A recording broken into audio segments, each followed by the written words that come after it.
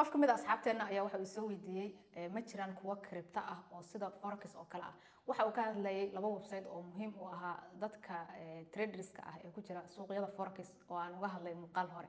hadda waxaan la wadaagi doonaa 5 website oo muhiim u ah dadka ku jira suuqyada cryptocurrencies-ka haddii ay yihiin traders iyo investors haddii ay yihiinba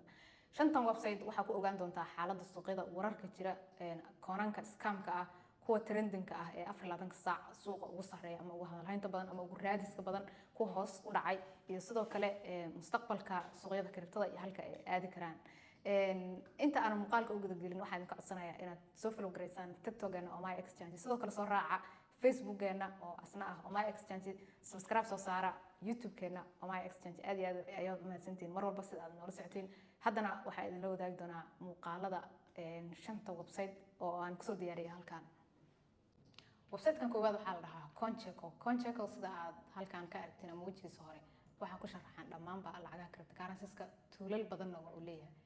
kuma dheeraanayo faafahintiisa website-kan labaadna waa Coindesk isagana sidoo kale waxa ugu badan oo uu diiradda saaro waa wararka suuqa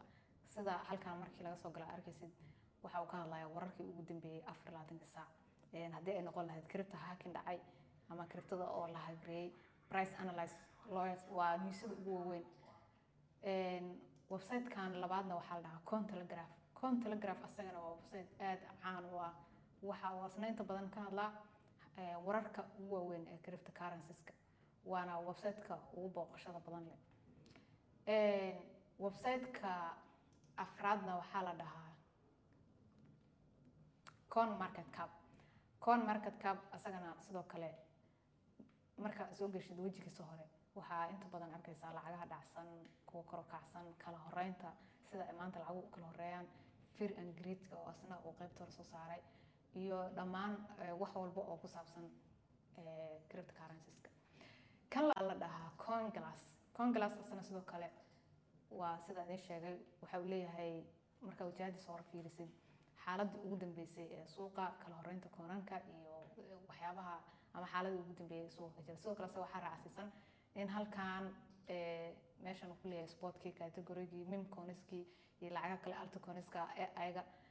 iyo gaming wuxuu soo bandhigayaa crypto data analysis-ka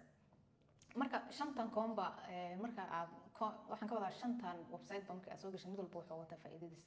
5tan waa 5ta ugu muhiimsan oo isleeyahay qof walba oo ku jira suuqyada cryptocurrencies-ka faa'iido ayuu u leeyahay